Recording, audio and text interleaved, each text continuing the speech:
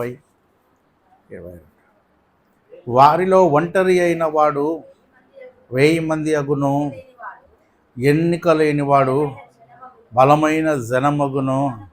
యెహోవానగు నేను తగిన కాలమున ఈ కార్యమును త్వరపెట్టుదును. చిన్న మాట మనం ప్రార్థన చేద్దాం. దేవుడు మన వినికిడిలో ఈ వాక్యమును ఆశీర్వదించినట్లు ప్రార్థన చేద్దాం. మహోన్నతుడా, మహాగణుడా, పరిశుద్ధుడా, మిక్కిలి గొప్ప దేవుడా యేసుక్రీస్తు ప్రభువానికి వందనాలు చెల్లిస్తున్నా.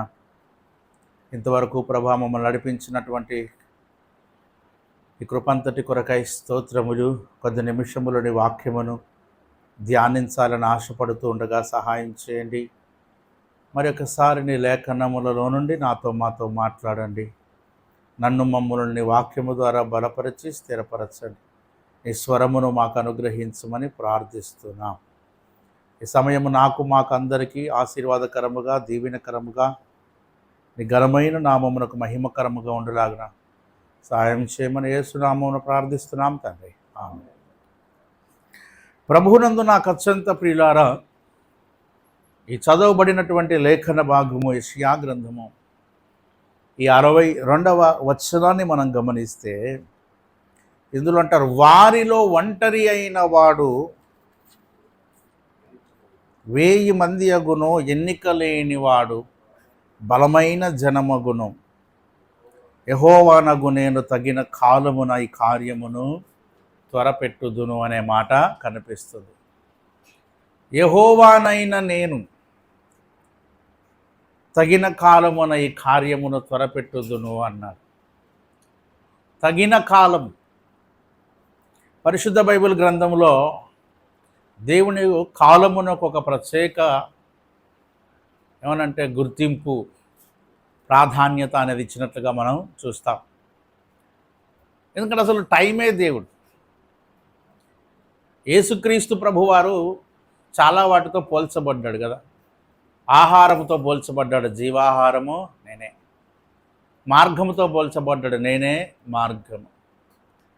యేసయ్య భూలోక సంబంధమైనటువంటి అనేకమైన వస్తువులతో తనను తాను పోల్చుకున్నాడు కదా. నీరు పరిశుద్ధాత్మకు సూచన, పావురము పరిశుద్ధాత్మకు సూచన, అగ్ని దేవునికి సూచన, సూర్యుడు దేవుడికి సూచన. అలాగే దేవుడు తనను తాను చెట్టుతో పోల్చుకున్నాడు కనుక అందుకే రోమాలో అంటాడు, సృజింపబడినటువంటి వస్తువులను ఆలోచించటం వలన దేవుని యొక్క గుణలక్షణములు తేటపరచబడుచున్నవి అని అంటారు.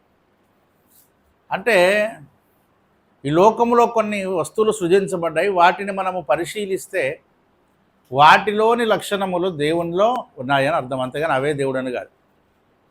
జీవాహారము నేనే అని మనం అన్నాం, అన్నం పరబ్రహ్మ స్వరూపం అని మన సహోదరులు అంటారు. అట్లని చెప్పి అన్నం మనకు దేవుడు అవుతాడా? కాడు. అన్నం దేవుడని కాదు, కానీ అన్నమునకు ఉన్నటువంటి స్వభావము దేవుడికి కూడా ఉంటుంది. అన్నం ఎలాగైతే మన ఆకలి తీరుస్తుందో యేసయ్య కూడా మనకు ఉన్నటువంటి ప్రతి అవసరతను తీరుస్తాడు. ఆహారం మానవుడికి ఎంత అవసరమో దేవుడు కూడా మనిషికి అంతే అవసరం అనేది ఒక రిప్లికా లాగా మనకు చెప్పడానికి దేవుడు తనను తాను అట్లా పోల్చుకున్నాడు. అలాగే సూర్యుడితో దేవుడైన యెహోవా సూర్యుడిను కేడెమునై ఉన్నాడు. సూర్యుడు కేడెమున అని చెప్పి పొద్దున్న లేచి సూర్య నమస్కారం మనం చేయాలా? అక్కర్లే. సూర్యుడు ఎలాగైతే లోకానికి వెలిగిస్తాడో ఆత్మీయ ప్రపంచానికి యేసయ్య కూడా అట్లాంటి వెలుగు ఇస్తాడు అని అర్థం. అలా ప్రతిదాన్ని మనము పోల్చుకుంటూ రావాలి, అర్థమవుతుందా?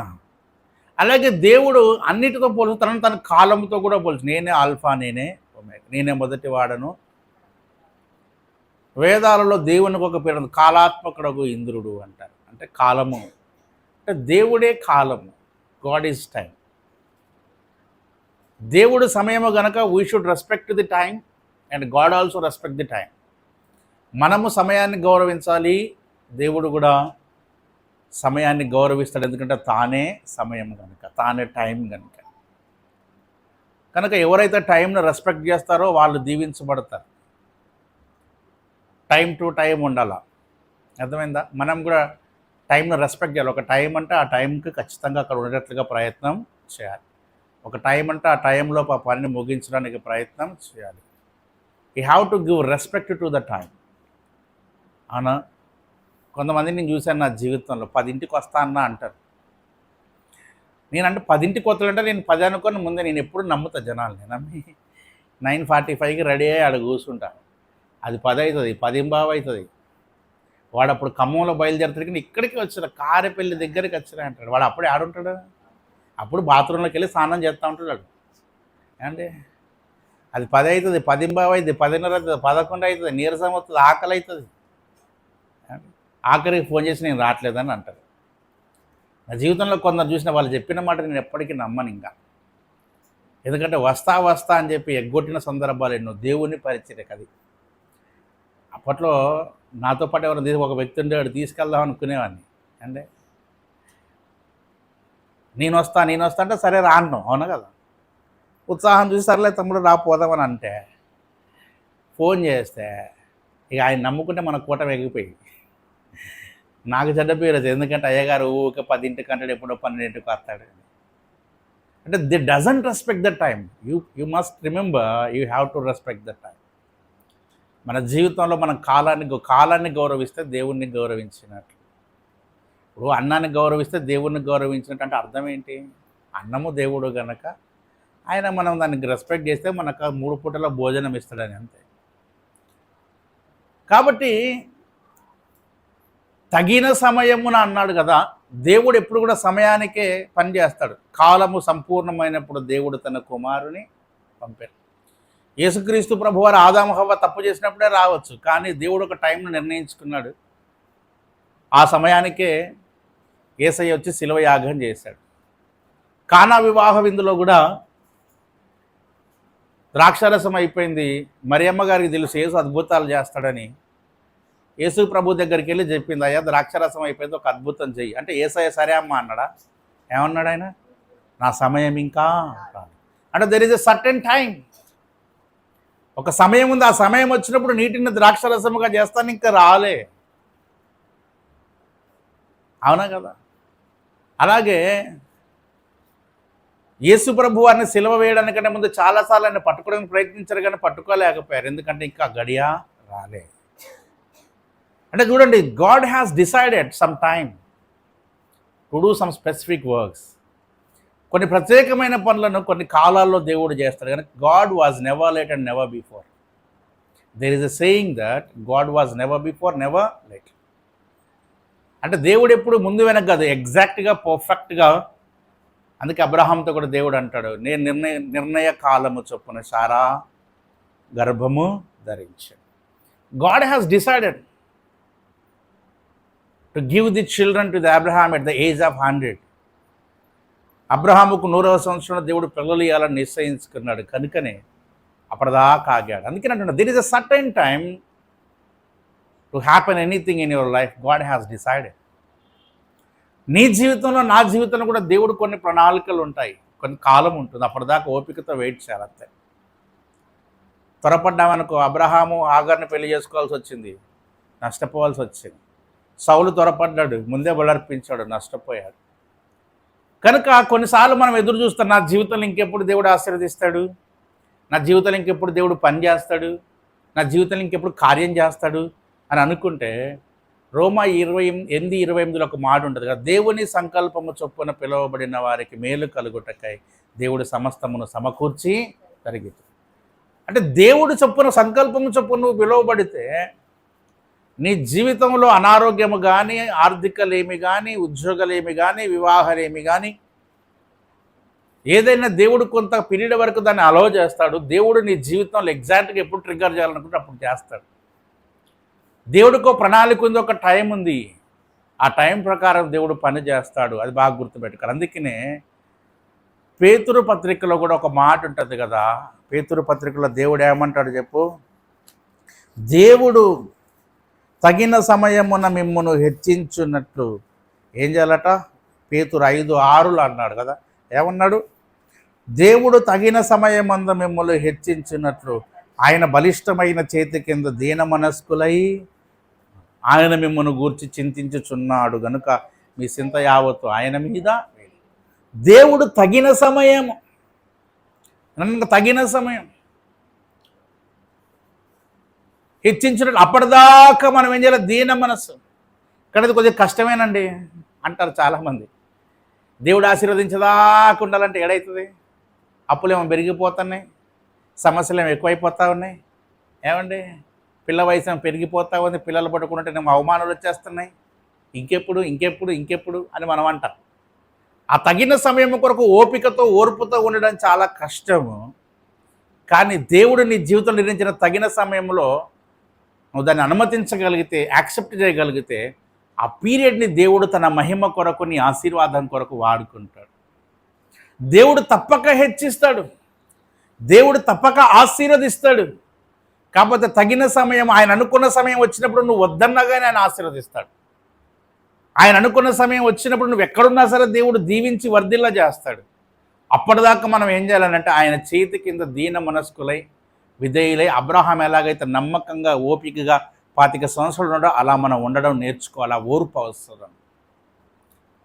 కాబట్టి ప్రియులారా, wait on to God until he make a miracle in your life. నీ జీవితంలో ఒక అద్భుతము చేసేంత వరకు కూడా దేవుని కొరకు ఎదురు చూడటము, దీన మనస్కు కలిగి ఆయన బలిష్టమైన చేతుల క్రింద తగిన సమయం కొరకు కనిపెట్టుకొని ఉండడము భక్తుని లక్షణము. బాగా గుర్తుపెట్టుకోండి, యేసుతో నడవాలంటే మనకు ఓర్పు, సహనము, ఓపిక చాలా అవసరం. మనం అనుకున్నట్లుగా దేవుడు చేయడు. బాగా గుర్తుపెట్టుకోవాలా. మనలాగా ఆయన తొందరపడ్డు, మనలాగా ఆయన ఆవేశపడ్డు, మనలాగా అనాలోచితంగా ఏ పనులు చేయడు. దేవుడు సర్వాంతర్యామి, సర్వజ్ఞాని. ఆయన సర్వం ఎరిగినవాడు. ఏ టైంలో ఎప్పుడు ఏం చేయాలో తెలుసు. ఇప్పుడు మనం డాక్టర్ దగ్గరికి పోయామనుకోండి, కొంతమంది పేషెంట్ డాక్టర్ సలహా ఇస్తారు, డాక్టర్ గారు ఈ 100 mg డోస్ సరిపోతుందండి, ఒక 500 mg రాయండి. ఈ టానిక్ మొన్ననే వాడినండి, ఇంకొంచెం పెద్ద టానిక్ రాయండి అంటారు. రాస్తాడు కానీ ఇక తర్వాత ఏంటంటే పరలోకమో ప్రియులారా మన పొర మీది కాదన్నట్టు అవుతుంది. అంటే వీడే హై పవర్ ట్యాబ్లెట్లన్నీ వాడి డాక్టర్ దగ్గర పోయి తగ్గినాక మన ఆయనకు సలహాలు ఇస్తూ ఉంటాడు. ఏమన్నా డాక్టర్ అంటాడు, నోరు మీ డాక్టర్ నువ్వా? నాకు తెలుసుగా ఎట్లా ట్రీట్మెంట్ చేయాలో, ఎప్పుడు ఏ ట్యాబ్లెట్ చేయాలో నాకు తెలుసుగా. డాక్టర్స్ ఎప్పుడు కూడా ఫస్ట్ ఏం చేస్తారు, తక్కువ పవర్ ట్యాబ్లెట్స్తో స్టార్ట్ చేస్తారు, తగ్గకపోతే అప్పుడు ఎక్కువ పవర్. షుగర్ వచ్చేదాన్ని ఫస్ట్ నువ్వు 1000 mg ట్యాబ్లెట్ వేసుకున్నావు అనుకో, ఇంకేం అయిపోతాను. ఫస్ట్ 100 200 గ్రాడ్యువల్గా పెంచుతారు, సరిపోతే పెంచుతారు. అట్లా టైం ఉంటుంది, టైం బీయింగ్ ఉంటుంది. మనము తొందరపడ్డట్టుగా డాక్టర్ తొందరపడ్డు. ఆయనకు తెలుసు ఎప్పుడే ట్యాబ్లెట్ ఇవ్వాలో, ఏ మెడిసిన్ ఇవ్వాలో, ఏ డోస్ ఇవ్వాలో, ఇస్తే ఎట్లా పేషెంట్ రియాక్ట్ అవుతాడో వాళ్ళకి తెలుసు, వాళ్ళు చేస్తారు. అట్లనే దేవుడు కూడా నీకు ఎప్పుడు పెళ్లి చేయాలో ఆయనకు తెలుసు. చాలామంది పెళ్లి కావట్లేదని బాధపడి రిక్వెస్ట్లు పెడతా ఉంటారు, మా అబ్బాయికి పెళ్లి కావట్లేదు, మా అమ్మాయి. అరే పెళ్ళి అయినాక తెలుస్తుంది అసలు సంగతి.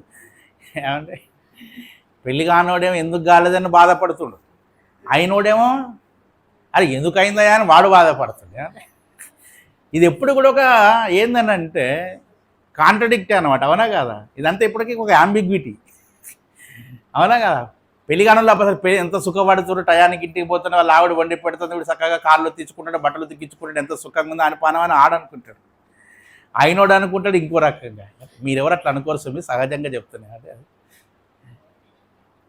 కాబట్టి నేను అంటున్నా, అందుకే నాకు పోవాలంటే పెళ్లి కాని వారితో నేను చెప్పున్నది ఏమనగా అందరూ నావలే అయినను ఉత్సాహంగా ఉంటే ఆ తర్వాత మీ తిప్పలు మీరు పడుడి అన్నాడు. ఎవరు? ఎందుకంటే పౌలు కూడా ఒకసారి పెళ్ళి అయిపోయింది కానీ వాళ్ళ ఆవిడ చనిపోయినట్టుంది పాపం. ఏమండి అంటే చెప్తున్నాను, మనము ప్రధానికి ఉద్యోగం లేదనో లేదా ఇంకేదో దేవుడు తగిన సమయం మందు దేవుడు ఏం చేస్తాడట, ఆశీర్వదిస్తాడు. అందుకనే దేవుడు అంటాడు ఎప్పుడు ఆయన విడిచిపెట్టడు. మనం చదివినటువంటి మూలవచనం అంటాడు, వారిలో ఒంటరి అయిన వాడు ఏమోనట 1000 మంది అగును, తర్వాత ఎన్నిక లేని వాడు బలమైన జనమగును. అది బాగా గుర్తుపెట్టుకోవాలి. వారిలో ఒంటరి అయిన వాడు 1000 మంది అవుతాడు, ఎన్నిక లేని వాడు ఏమవుతాడట, బలమైన జనమగుతాడు. ఇదంతా ఎప్పుడు తగిన కాలము. నేను అంటున్నాను, మనం అన్నిటికీ నిజంగా చాలా ఆవేశపడతాం. నేను కూడా చాలాసార్లు కొన్ని విషయాలు ఆలోచించి మనమే సొంత నిర్ణయాలు తీసుకొని నష్టపోయి కష్టపడ్డ ఎన్నో ఉన్నాయి కదా. దేవుడికి అసలు చేత కావట్లేదు, అసలు దేవుడికి తెలివి లేదా, ఆయనకి ఎప్పుడు ఏం చేయాలో అర్థం కావట్లేదు. ఇంత లేటా, ఇంత ఆలస్యమా, ఇప్పుడా చేసేది, ఇంక ఇప్పుడు కాకపోతే ఇంకెప్పుడు చేస్తాడు అని మనం అనుకుంటాము. అది మానవ సహజ ఏంటంటే స్వభావం. కానీ దేవుడు నీకంటే కొన్ని కోట్ల సంవత్సరాల వయసులో పెద్దోడు కదా. ఎవరైనా ముసలోళ్ళ సలహాలు ఇస్తే తాతకు దగ్గు నేర్పించినట్టుంది అంటారు కదా. ఇప్పుడు తాత దగ్గర పోయి తాత ఎట్ట దగ్గా తెలుసా అంటే, యారా నేను ఎప్పటి నుంచి దగ్గుతున్నా, నువ్వు తాతకు మనం దగ్గు నేర్పగలుగుతామా? ఎందుకంటే వాళ్ళు చుట్ట దాగి ఎన్నో సంవత్సరాల నుంచి దగ్గుతూ ఉంటారు. వాడి దగ్గర పోయి మనం పోయి ఇట్లా దగ్గాలంటే వాళ్ళు ఏమంటారు, నువ్వు నాకు నేర్పేది దగ్గు అంటాడు. ఎందుకు, నా వయసు ఎంత అంటాడు. అట్లా దేవుని వయసు ఎంత చెప్పండి. కొన్ని కోట్ల సంవత్సరాలు నీలాంటి నాలాంటి కొన్ని వేల మందిని కోట్ల మందిని చూసి భూమి పుట్టక ముందు నుంచి పునాదులు వేయక ముందు నుంచి ఉన్న వ్యక్తి ఆయన. నువ్వు మహా అంటే ఒక 20 సంవత్సరాల క్రితం 30 సంవత్సరాల క్రితం పుట్టుంటావు. ఆయన ఎప్పటి నుంచి ఉన్నాడు అంటే ఆయనకంటే ఎక్కువ తెలుస్తుందా? తెలియదు. ఆయనకంటే ఎక్కువ మనకు జ్ఞానం ఉంటుందా? తెలియదు. అందుకే submit your self to the God. దేవునికి మన జీవితాన్ని మన సమయాన్ని అప్పగించుకొని ఆయన మనల్ని ఆశీర్వదించేంత వరకు ఓపికతో కనిపెట్టి ఉంటే అది మనకేమవుతుంది, ఆశీర్వాదం అవుతుంది, దీవెన అవుతుంది. కానీ త్వరపడి మనం ఎప్పుడు కూడా సొంత నిర్ణయాలు తీసుకోవాలి. మరి అప్పటిదాకా నాకు చాలా బాధ అవుతుందండి, నేను చాలా ఒంటరి ఫీల్ అవుతున్నాను, ఎన్నికలేక నన్ను ఎవరు లెక్క చేయట్లేదు, పెళ్లిగాట్లేదని లెక్క చేసుకోవట్లేదు, పిల్లలు పుట్టడం లెక్కలేదు, ఉద్యోగం లేదని ఎవరు లెక్క చేయట్లేదు అంటే నువ్వు బాధపడవద్దు. వారిలో ఎన్నిక లేని వాడు ఏమవుతారట, ఒంటరి వాడువే. ఆత్మీయ జీవితంలో కొన్నిసార్లు మనం చాలా ఒంటరితనముగా ఎన్నిక లేని వారముగా పిలువబడతాం. ఒంటరి వాళ్ళంటే అర్థం ఏంటి? ఇక నాకు ఎవరు లేరండి, నాతో మాట్లాడేవారు ఎవరు లేరు, నా బంధువులు నాతో మాట్లాడతలేదు, స్నేహితులు మాట్లాడతలేదు, భార్య మాట్లాడతలేదు, భర్త మాట్లాడతలేదు, పిల్లలు మాట్లాడతలేదు అని అంటారు. ఒంటరితనం కదా. ఏంటి చెప్పండి, ఒంటరితనం. ఎన్నిక లేనితనం అంటే ఎవడు లెక్క చేయకపోవడం, నిన్నేంద్రా లెక్క చేసేది అంటారు కదా. ఎన్నికలంటే అసలు ఎవడు పట్టించుకుని ఉంటాడు, నేను కేర్ చేయరు, కన్సిడర్ చేయరు, లెక్కలోకి తీసుకోరు. విడవబడిన వ్యక్తిగా, తృణీకరించబడిన వ్యక్తిగా, వెలివేయబడిన వ్యక్తిగా కన్సిడర్ చేస్తూ ఉంటారు. బాగా గుర్తుపెట్టుకోండి, అలాంటి వారి పక్షముగా దేవుడు ఉంటాడు. ఒకవేళ నీవు ఒంటరి అని ఫీల్ అవుతున్నావేమో, నిన్నెవరు లెక్క చేయట్లేదు, ఎన్నిక చేయట్లేదు అని ఫీల్ అవుతున్నావేమో, దేవుడు అంటాడు ఎన్నిక లేనివాడే ఏమవుతాడు చెప్పండి, బలమైన జనం అవుతాడు. ఒంటరి వాడు 1000 మంది అవుతారు. మీరు బాగా గమనించండి. ఎప్పుడైతే ఒంటరితనం అనే డిప్రెషన్లోకి మనం వెళ్ళిపోతామో, నేను ఒక్కననే డిప్రెషన్లోకి వెళ్తామో, నువ్వు అనుకుంటావు నాకు తోడెవరు లేరు, నన్ను ఎవరు పట్టించుకునేవారు లేరని నువ్వు అనుకుంటావు. కానీ నువ్వు ఒక్కడివే ఉన్నప్పుడు దేవుడు నీ పక్షంగా ఉంటాడన్న సంగతి ఎప్పుడు మర్చిపోవద్దు. రాజుల గ్రంథము, మొదటి రాజుల గ్రంథము 17వ అధ్యాయము, దయచేసి 2 పిమ్మట యెహోవా వాక్కు అతనికి ప్రత్యక్షమే, నీవిచ్చట నుండి తూర్పు వైపునకు పోయి యోర్దానికి ఎదురున్న కెరీతు వాగు దగ్గర దాగియుండుము. ఆ వాగు నీరు తాగుదు, వచ్చటకి నీకు ఆహారము తెచ్చినట్టు నేను కాకోలములను ఆజ్ఞాపించుతున్నాను అతనికి. ఒంటరిగా ఇప్పుడు రాజంతా పగబట్టాడు ఎవరి మీద? ఏలియా మీద. ఏలియాను దేవుడు వదిలేశాడా? ఏలియాతో దేవుడు మాట్లాడుతున్నాడు, నువ్వు ఇక్కడ ఉండక్కర్లేయా, వెళ్ళిపో, దేశంలో కరువు రాబోతుంది, ఆహారం ఉండట్లేదు, నీళ్ళు ఉండట్లేదు, అయినను నేను నిన్ను పోషించేదాను. మీరు ఆలోచించండి, నీవు దేవుని యందు భయభక్తులు కలిగి ఉంటే, ఆయన మీద ఆధారపడితే కరువులో కూడా నిన్ను పోషిస్తాడు. పోషించడా? మీరు చెప్పాలా? ఐగుప్తు దేశం అంతటి మీదకి బలమైన కరువు రాబోతుంది, కానీ దేవుడు యోసేపుని ఎన్నుకున్న కరువు కాలంలో అందరినీ రక్షించగలిగాడు. నీ జీవితంలో కూడా క్షేమం రావచ్చు, ఉద్యోగంలో ఏముండొచ్చు, వ్యాపారం నష్టం కావచ్చు, అప్పులు కావచ్చు, ఇంకేదైనా కావచ్చు. కానీ దేవుని యందు నువ్వు విశ్వాసం ఉంచి ప్రార్థన చేయగలిగి ఆయన మీద నీవు ఆనుకోగలిగితే క్షామకాలమున ఆయన నిన్ను ఏం చేయను? తృప్తిపరచును. ఏం చేయను చెప్పండి? తృప్తిపరచు. అందరూ కరువుతో అల్లాడిపోతూ ఉంటే మీ ఇంట్లో మాత్రం బిర్యానీ గుమ్మగుమ్మలు వస్తూ ఉంటాయి. ఏమండి, ఏమొస్తాయి? అందరికేమో తినడానికి అన్నం లేకుండా రాగి జావ, జొన్న జావ తాగుతూ ఉంటే మీ ఇంట్లో మాత్రం మాల్ మసాలాలు గట్టిగా దట్టించి ఆ కాలనీ మొత్తానికి బలమైన బిర్యానీ వాసన ఎవరు తెప్పించగలరు? యేసయ్య తెప్పించగలరు. అవునాగా? తెప్పించలేడంటారా? నేను కూడా ఎప్పుడైనా అప్పుడప్పుడు మనసులో బిర్యానీ తిని చాలా రోజులైందని అనుకుంటే, మరి అదేదో యేసయ్యకి ఎట్లనే పడుతుంది కానీ ఆ సాయంత్రం ఎవరో ఒకరు బిర్యానీ తినిపిస్తారు నాకు. నేను కూడా చాలా రోజులైంది ఈ మధ్య అసలు నేను తాగక, చాలా రోజులు తాగట మీరు రెడ్ లేబుల్ అయ్యానుకునేది. ఏమండి, తాగడం అంటే కూల్ డ్రింక్, ఏమండి, జ్యూసులు అట్లా. అనుకుంటే ఎవరో ఒకరు తెచ్చి నాకు చూసి నువ్వు తాగన్నా అని ఇస్తాడు. అట్లా ప్రభువు నా హృదయ వాంఛలు ఏం చేస్తాంటే అప్పుడప్పుడు తీరుస్తూ ఉంటాడు. అర్థమైంది అది. అంత క్షామకాలంలో దేవుడు ఏం చేస్తాడు చెప్పండి? తృప్తి. కనుక నా జీవితంలో కరువు వచ్చింది, నా జీవితంలో ఏ ఆదాయం లేదు, ఏ మార్గం లేదని నువ్వు అనుకోవద్దు. ఎటువంటి పరిస్థితుల్లో అయినా, సిచ్యువేషన్స్లో అయినా దేవుడు ఏం చేయగలుగుతాడు? మనల్ని పోషిస్తాడు. ఏలియాని దేవుడు ఎక్కడ తీసుకెళ్ళాడు? కెరీతు వాగు దగ్గరికి వెళ్ళాడు. ఒంటరివాడైపోయాడు ఏలియా. కానీ కెరీతు వాగు దగ్గర ఆ నీళ్లు తాగుతూ ఏలియా ఏం చేయగలిగాడు? సంరక్షించబడ్డాడు, పోషించబడ్డాడు. నిన్ను కూడా పోషిస్తాడు. ఆ మాట బాగా గుర్తుపెట్టుకోవాలి. నీ అవసరత కూడా తీరుస్తాడు, నీ ఆకలి కూడా తీరుస్తాడు. నీకున్నటువంటి ప్రతి అక్కరతను దేవుడు తీర్చగలడు. ఆ సామర్థ్యం ఎవరికి ఉంది? దేవునికి ఉంది. యేసయ్యకు ఉన్నదనేటువంటి నమ్మిక, విశ్వాసం ఎవరికి ఉండాలా? మనకు ఉండాలి. నువ్వు నమ్మిన ఎడలా దేవుని మహిమను చూచేది. ఏలియా కొన్ని రోజులు అక్కడ పోషించబడ్డాడు. మనకు ఫస్ట్ ఒక చిన్న ఉద్యోగం వస్తుంది, ఏదో 5,000, 6,000, 10,000. సర్లేని పోషించబడతా ఉంటాం. ఆ కంపెనీ ఎత్తేస్తారు, ఆ షాప్ మూసేస్తారు. పరిస్థితి ఏంటి? కెరీత్ ఎట్లా తిండిపోయిందో మన పరిస్థితి. చాలాసార్లు మనం బాధపడతాం కదా. నేను పని చేస్తున్నటువంటి సంస్థ నష్టాల్లో ఉందండి, మూసేశారు. లేదా నేను నడిపిస్తున్న వ్యాపార నష్టాల్లో ఉందండి, మూసేశారు. పరిస్థితి మీరేం బాధపడదు, ధన్యుడు బాధపడతాడు. కెరీత్ ఎండిపోతే ఎక్కడుంది చెప్పండి? ఇంకో మార్గం. ద్వారం ఎక్కడ తెరవబడుతుంది? సారేపతులో తెరవబడుతుంది. కెరీతు మోయబడితే ఏమవుతుంది? నీ కొరకు దేవుడు సారేపతును దేవుడు అనుకోడు, అయ్యయ్యో ఎంత పని అయిపోయిందే, కెరీతు వాగు ఎండిపోయిందా? పరిస్థితి ఏంటి? ఇప్పుడు నీళ్ళు ఎక్కడ దొరుకుతాయి? ఆహారం ఎక్కడ దొరికి బాధపడ్డా? వీళ్ళని ఎక్కడ నడిపించాడు దేవుడు? సారేపతుల విధవరాల దగ్గర నడిపించాడు. కరువు కాలం అంతా అద్భుతం చేసి పోషించాడు. కాబట్టి ఎప్పుడూ భయపడద్దు. రేపు దాని సంగతులను అదే చూచుకున్న. ఏనాటికి ఆనాటికి ఇలా. ఈ రోజు ఉన్నదా, తిన్నామా, హ్యాపీగా ఉండండి అంతే. ఇంకా రేపడితే రేపే ఏమండి. కానీ కొందరు వారానికి ప్రణాళిక వేస్తారు. ఈరోజు చేపలు, రేపు మట గిడిసెలు, ఎల్లుండి బొచ్చే, అవతల ఎల్లుండి బంగారు తీగ, ఆ తర్వాత అబ్రహాము, ఆ తర్వాత పీతలు, పేతురు. ఏమండి, వారాన్ని సరిపడా ప్రాణాలు. దేవుడు అంటాడు ఏనాటికీడు ఆనాటికి ఇలా చాలు. సమృద్ధిగా ఉంటే తినండి, పర్లేదు. లేనప్పుడు చెప్తున్న ఆలోచన విధానం. నీ జీవితంలో ఆశీర్వాదానికి దూరం అయిపోలేదు, ఆర్థికంగా సమస్యలు ఉంటే మీరేం బాధపడకండి. నీ జీవితంలో ఒక కెరీత్ ఎండిపోతే, ఒక ద్వారం మూయబడితే ఇంకొక గొప్ప ద్వారం సారేపతుల దేవుడు నీ కొరకు తెరుస్తాడు. నీ కొరకు ఒక విధవరాల్ని సిద్ధపరుస్తాడు. దేవుడు అక్కడేమో కాకుల్ని ఏర్పాటు చేశాడు విచిత్రంగా, ఏలియాకి భోజనం పెట్టడానికి. ఎవరిని? ఆ తర్వాత ఎవరిని ఏర్పాటు చేశాడు దేవుడు? సారేపతులు ఒక విధవరాలను ఏర్పాటు చేశాడు. నీకోసం ఏదో ఒకటి రెడీ చేస్తాడు దేవుడు. నమ్మగలగాలి, ప్రార్థన చేయగలగాలి, విశ్వాసం వస్తాడు. తప్పక అద్భుతాలు చేస్తాడు.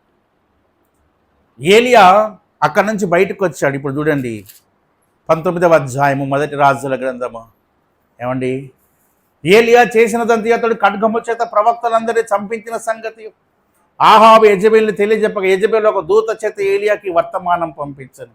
రేపు ఈ వేళకు నేను నీ ప్రాణమును వారిలో ఒకని ప్రాణము వలె చేయనిడలా దేవుడు నాకు గొప్ప అపాయము అనగా, కాబట్టి అతడు ఈ సమాచారము తెలుసుకొని లేచి తన ప్రాణమును కాపాడుకొనుటకైపోయి యూదా సంబంధమైన బెయేర్షెబాకు చేరి అచ్చట ఉండమని తన దాసునితో చెప్పి తాను ఒక దిన ప్రయాణము అరణ్యములోనికి పోయి ఒక బదిరీ వృక్షం దగ్గర కూర్చొని మరణాపేక్ష గలవాడై, యెహోవా, నా పితరుల కంటే నేను ఎక్కువ వాడను, కానీ ఇంత మట్టుకు చాలును, నా ప్రాణము తీసుకొనమని ప్రార్థన చేశాను. అప్పటిదాకా రోషం పలికాడు. ఎవరు అన్నాడా లేదా? ఏలి ఏం చేశాడు? నేను ఎవని సన్నిధిని నిలబడి ఉన్నానో ఆ యెహోవా జీవము తోడు 3 సంవత్సరాలు వర్షం పడదన్నాడు. అవునా? పడ్డదా? మరే ఎవరి ముందు నిలబడి? మామూలు వ్యక్తి ముందు నిలబడా? ఒక రాజు ముందు నిలబడి చెప్పాడు. ధైర్యంగా రాజును ఎదుర్కొని ఒక సవాలు విసిరినటువంటి ఏలియా ఆ తర్వాత బయలు ప్రవక్తలందరినీ పిలిచి యెహోవాయే దేవుడని నిరూపించి ఆకాశం నుంచి అగ్నిని కురిపించి ఆ బలిపీఠం మీద ఉన్నటువంటి దహన బలంతా కాల్చే విధంగా చేసినటువంటి ఏలియా ఒక స్త్రీ విసిరినటువంటి సవాలుకు భయపడ్డాడు. ఇప్పుడు అమ్మగారు ఏమంటుంది? యెజెబెలు అమ్మగారు, నా ప్రవక్తల్ని చంపిస్తావా? రేపీ పాటికి నీ మెడకాయ మీద తలకాయ ఉండదు, ఏలియా చూసుకో అన్నది. ఏమన్నది? మరి అప్పటిదాకా చాలా ధైర్యంగా గొప్పగా ఉన్నటువంటి ఏలియాకి ఒక్కసారి ఏమొచ్చిందట? ఇక పరిగెడుతున్నాడు ప్రాణం కాపాడుకోవడానికి. వెళ్ళి అరణ్యంలోకి వెళ్ళి ఒక బదవృక్ష కింద కూర్చొని అంటాడు, చాలు తండ్రి, నా పితరుల కంటే గొప్పవన్నా, దావీదు కంటే, సొలొమోను కంటే గొప్పవన్నా, మోషే కంటే గొప్పవన్నా, సమూయేలు కంటే గొప్పవన్నా, చాలు. ఆ యెజెబెలు వచ్చి నన్ను చంపేలోపే నువ్వే నా ప్రాణము మరణాపేక్ష గలవాడై ఒంటరి అయిపోయాడు. ఎవరు చెప్పండి? రాజుగారి భార్య, సైన్యము అంతా ఒకవైపు, ఏలియా ఒక్కడు ఒకవైపు. ఒక అరణ్యంలో ఒక బదవృక్షం కింద ఎంత భయపడుతూ ఉంటాడో మీరు చెప్పండి. ఒంటరి అయిపోయాడు, ఒంటరితనం వచ్చేసింది. మరణాపేక్ష కలిగిన వాడే మరణ భయం వెంటాడుతుంది. దేవుడి సన్నిధిలోకి వెళ్ళి ప్రార్థన చేస్తున్నాను, చంపేయి తండ్రి, నా ప్రాణం తీసుకో.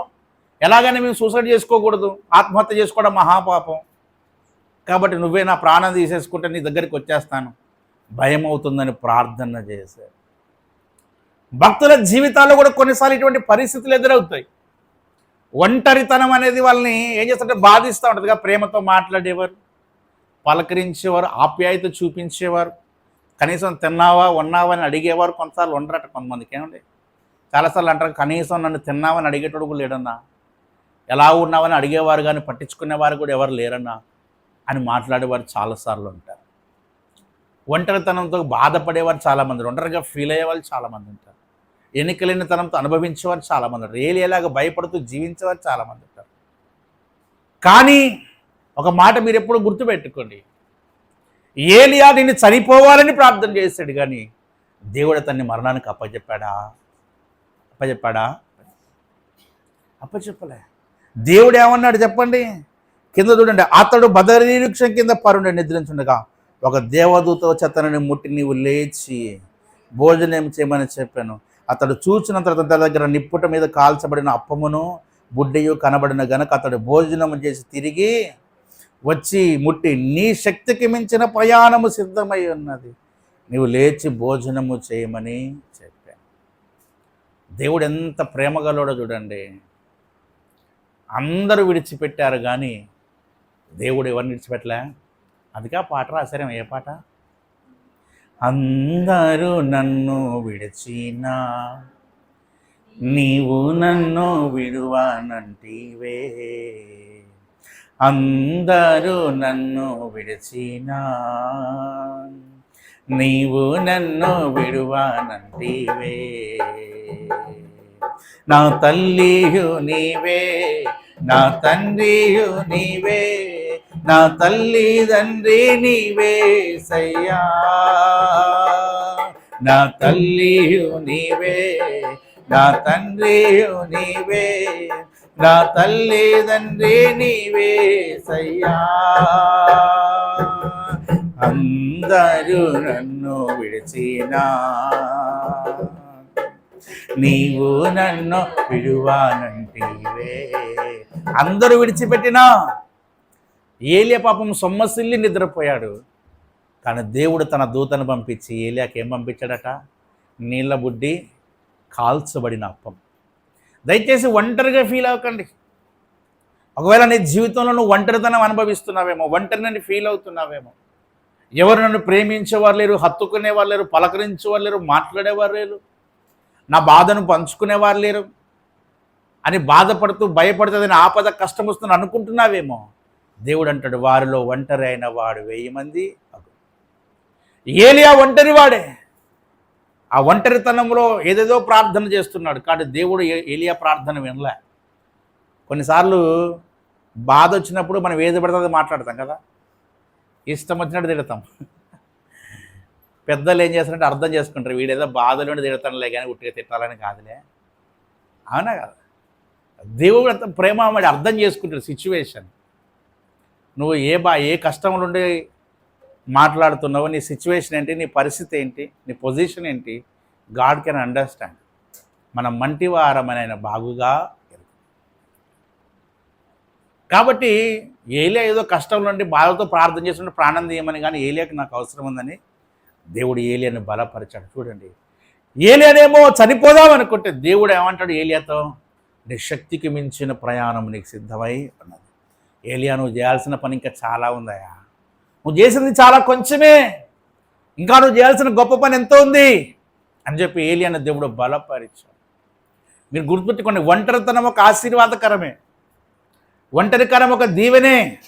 ఇక్కడ ఆ ఒంటరితనములోనే దేవుడు మన దగ్గరికి వచ్చి మనల్ని ఆశీర్వదించి మన బలపరిచి అనేకులకు ఆశీర్వాదకరముగా దేవుడు మనలను మారుస్తాడు.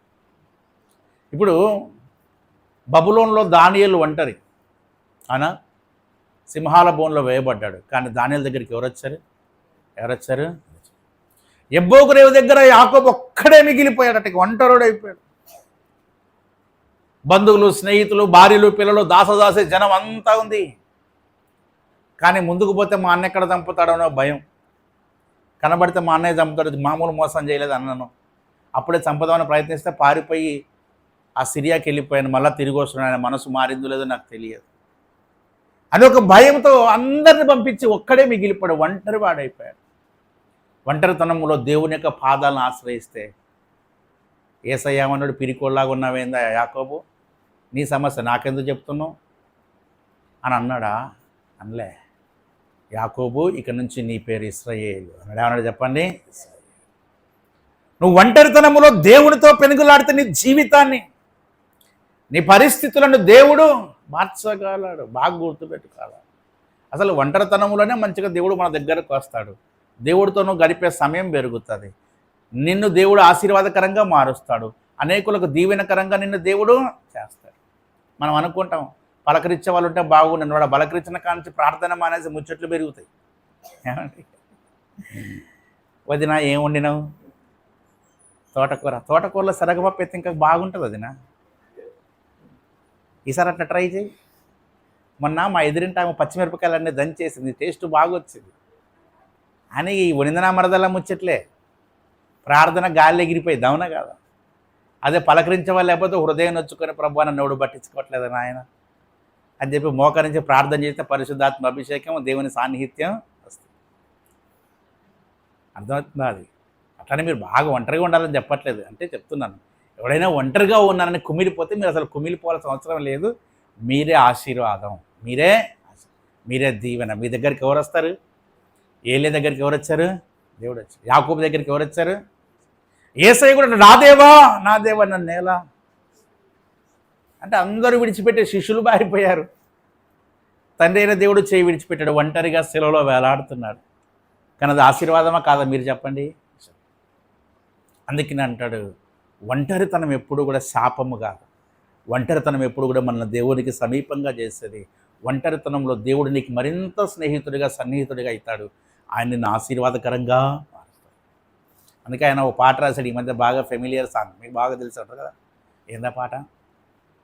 ఒంటరి పోరు నన్ను విసిగించిన మనుషులెల్లారు నన్ను తప్పు పట్టిన, ఒంటరి పోరు నన్ను విసిగించిన మనుషులెల్లారు నన్ను తప్పు పట్టిన, ఒంటరి వాడే 1000 మంది అన్నావు, నేనున్నానులే భయపడకు అన్నావు, ఒంటరి వాడే 1000 మంది అన్నావు, నేనున్నానులే భయపడకు అన్నావు, నేనంటే నీకు ఎంత ప్రేమ యేసయ్యా, నేనంటే నీకు ఎంత ప్రేమ యేసయ్యా, నేనుండాలేనయ్యా నే బ్రతకాలేనయ్యా,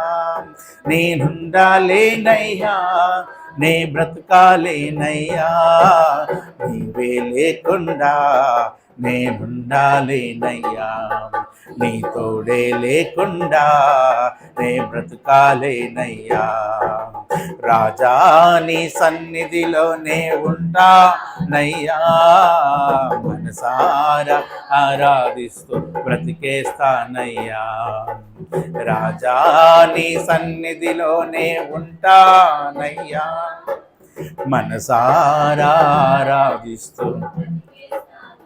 ఒంటరి పోరు విసిగిస్తుంది కదా కొన్నిసార్లు. ఒంటరితనం అని చెప్పినంత సులభమేం కాదు. ఏమండి, ప్రసంగ పీఠం మీద కూర్చొని మీరు ఏం బాధపడదు, అంత సులభంగా ఉండదు, కష్టంగానే ఉంటుంది, ఇబ్బందిగానే ఉంటుంది. కానీ పద్మస ద్వీపంలో ఒంటరి వాడు అయిపోయాడు. ఎవరట? యోహాను. ఎవరు? తీసుకెళ్ళి జైల్లో వేస్తారు. ఎవరిని? అప్పటిదాకా జనాల మధ్య ఉంటే ఊకే సువార్త చెప్తున్నాడు. ఇక్కడ ఉంటే చాలా ప్రమాదం. ఏ మనుషుడు లేని ఒక ఐలాండ్లో వేద్దామని చెప్పి పద్మస అనే ద్వీపంలో వేస్తారు. ఎవరిని? ఒక్కడే. ఇక మాట్లాడడానికి మనుషుడు లేడు. ఎటు చూసినా సముద్రం, పారిపోవడానికి లేదు. సర్లే బాధ పంచుకుందంటే పక్కన ఇంకో వ్యక్తి లేడు, ఒక్కడే ఉండాలి అక్కడ. మిమ్మల్ని తీసుకెళ్ళి ఒక్కడనే ఒక ఐలాండ్లో అయితే మీ పరిస్థితి ఏంటి చెప్పండి? మిమ్మల్ని ఒక్కలా తీసుకెళ్ళి అండమాన్ అండ్ నికోబార్ ఐలాండ్స్లో ఒక ఎంటీ ఐలాండ్లో వేస్తే మీ పరిస్థితి ఏంటి? ఉంటామో మనం? 10 నిమిషాలు పక్కన కనపడిపోతే ఎవరికి పిచ్చెక్కిపోయింది కదా. అదే. కానీ యోహాను ఉన్నాడు. కానీ ఆ ఒంటరితనములోనే యోహానికి ప్రకటన గ్రంథము రాసే ప్రత్యక్షత వచ్చింది. ఎవరు లేరు కానీ యేసాయ దగ్గరకు వచ్చాడు. దానియేలు ఒంటరితనములో దానియేలు ప్రవచన గ్రంథం అనే శ్రేష్ఠ గ్రంథం వచ్చింది. యోహాను ఒంటరితనంలో ప్రకటన అనే ఒక శ్రేష్టమైన గ్రంథం వచ్చింది. యాకోబు ఒంటరితనములో పేరు ఇశ్రాయేలుగా మార్చబడే ఒక దేశమే వచ్చేసి. ఏలియా ఒంటరితనంలో ఉన్నప్పుడు దేవుడు శక్తికి మించిన ప్రయాణం సిద్ధపరిచి రాజులను అభిషేకించేటువంటి బలము శక్తి ఏలియాకి దేవుడు ఇచ్చాడు. కాబట్టి నేను ఒకటే చెప్తున్నాను, మనం ఎప్పుడు కూడా ఆధ్యాత్మిక జీవితంలో ఉన్నప్పుడు నీ పక్కన మనుషులున్నా లేకపోయినా, నిన్ను ప్రేమించేవారు ఉన్నా లేకపోయినా, పట్టించుకునేవారు ఉన్నా లేకపోయినా, నిన్ను ప్రేమించి పట్టించుకుని నీ ఆలన పాలన యోగక్షేమాలు చూసుకుని ఒక ఆయన ఉన్నాడు. ఆయన పేరే నజరేయుడైన యేసు. ఆయన ఉంటే చాలు. ఇక లోకంలో మనకి ఎవడున్నా లేకపోయినా ఏం కాదు.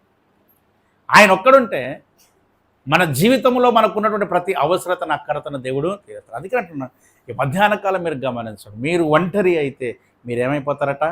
1000 మంది అవుతారు. నన్ను ఎవడు లెక్క చేయట్లేదన్నా, నన్ను ఎవడు ఎన్నిక చేయట్లేదు, నువ్వెంత, నీ లెక్క ఎంత అంటున్నారు, కన్సిడర్ చేయట్లేదు, నన్ను ఏ పెళ్ళికి పిలవట్లేదు, ఏ ఫంక్షన్కి ఆహ్వానించట్లేదు అని అంటారుగా కదండి. నన్ను దీంట్లో కూడా పార్టిసిపేషన్ చేయట్లేదు, నువ్వేంది వచ్చేదని అంటున్నారు, ఎన్నిక చేయట్లేదని అనుకుంటున్నావేమో. ఎన్నిక లేనివాడు ఏమవుతాడో చెప్పండి? బలమైన జనం. యాకోబు ఎన్నిక లేని వాడే బలమైన జనంగా మార్చబడ్డాడు. కాబట్టి ఇప్పుడు ఈ మధ్యాహ్నం దేవుడు మనతో మాట్లాడేది ఒకటే, నీ ప్రతి శ్రమలో ప్రతి కష్టంలో కూడా, నీ ఒంటరితనంలో ఎన్నికలేని తనంలో కూడా నీవు దేవుని వైపు చూడగలిగితే దేవుడు దాన్ని నీకు ఆశీర్వాదకరంగా దీవెనకరంగా మారుస్తాడు. ఒంటరితనంలో మరి అధికముగా దేవుని సన్నిధి దొరుకుతుంది. ఒంటరితనంలో మరి అధికముగా ప్రభుపాద సన్నిధి దొరుకుతుంది. ఒంటరితనంలో మరి అధికముగా మనం ప్రార్థన చేయగలుగుతాం. ఒంటరితనంలో మరి అధికముగా పరిశుద్ధాత్మ శక్తి చేత నింపబడతాం. ఒంటరితనంలో చేసే ప్రార్థన అనేక వేల మందికి ఆశీర్వాదకరంగా ఉంటుంది. కాబట్టి ప్రియులారా, ఈ మధ్యాహ్నం మన భారము బాధ అంతా తీర్చేసుకుందాం. మాట్లాడేవాళ్ళు ఉంటే దేవునికి స్తోత్రం, మాట్లాడేవాడు లేకపోతే మరి అధిక స్తోత్రం. ఏమండి? లెక్క చేసేవాళ్ళు ఉంటే దేవుడికి స్తోత్రం, చేయనోళ్ళు ఉంటే మరి అధిక. అందరి పోయి షేక్ నుంచి థ్యాంక్ యూ బ్రదర్ సిస్టర్, నన్ను లెక్క చేయనందుకు నీకు వందనాలు, ఎందుకంటే దేవుడు నన్ను ఏం చేయబోతా ఉన్నాడు. థ్యాంక్ యూ సిస్టర్ బ్రదర్, నన్ను ఒంటరిగా చేసినందుకు వందనాలు, ఎందుకంటే మీరు నన్ను ఒంటరిగా చేసి నాతో మాట్లాడడం మానేసారు కాబట్టి ఇప్పుడు నాతో ఎవరు మాట్లాడతారు? అది సంగతి. అర్థం. ఎవరు పట్టించుకుంటే పట్టించుకోకపోతే మనకేందండి, నీ పెద్దగా ఫీల్ గాను. నా ప్రిన్సిపల్స్ ఏంటంటే నన్ను ప్రేమించినా ప్రేమించకపోయినా, పట్టించుకున్నా I don't bother about any feeling, right? ఎందుకంటే ఈ నోరే పొగుడుతుంది, అదే నోరు తిడుతుంది. దానికి మనం పెద్దగా ఫీల్ అయితే ఏముంది? ఏమండి? దానికి పెద్దగా ఫీల్, ఎవరికైనా హ్యూమన్ సైకాలజీలో దేనికి బాధపడ్డు, మనుషుల యొక్క సైకాలజీ బాగా తెలుసుకున్నాడు ఎవడు. అవన్నీ వెరీ కామన్, సహజమైన విషయాలు. మునుపు జరిగిందే మరలా జరుగుతుంది. అందులో పెద్ద విషయం ఏముంది, విచిత్రం ఏముంది? అన్నీ చూసినాయే మన జీవితంలో జరుగుతున్నాయి. కాబట్టి మీరు అసలు పలకరిస్తే ప్రైజ్ లార్డ్ అనండి, పలకరించకపోతే సమస్య అనండి, సపరేదాకా ఉండండి. ఒంటరితనంగా ఉంటే ప్రార్థన చేసుకోండి. మనిషి వచ్చి పలకరిస్తే ఇద్దరం కలిసి ప్రార్థన చేసుకుందాం పిలవండి, మరి నువ్వు వంట చేసి వెళ్ళిపోతారు అంతే. నువ్వు కుర్చేసి ముచ్చట్లు పెడితే ఎంతసేపు అయినా పెడతారు. అదే అక్క 2 నిమిషాలు ప్రార్థన మోకరించుకుని అడుగు, తెల్లారి మీ ఇంటికి వస్తారా మళ్ళా మళ్ళా కంటికి కనబడుతొట్టు దోమలకి ఆలోటు పెడితే పారిపోయినట్టు అట్లా. కాబట్టి దేన్ని గురించి చింతపడకండి, దేవుడు మిమ్మల్ని తప్పక ఆశీర్వదిస్తాడు. దేవుడు మిమ్మల్ని ఆశీర్వదించునుగాక, మిమ్మల్ని వర్ధిల్ల చేయనుగాక, వృద్ధిలోనికి దేవుడు తీసుకొని వచ్చునుగాక. రండి మనం ప్రార్థన చేద్దాం. 1 నిమిషం అందరం కళ్ళు మూసుకొని ప్రార్థన చేద్దాం. ప్రభువా,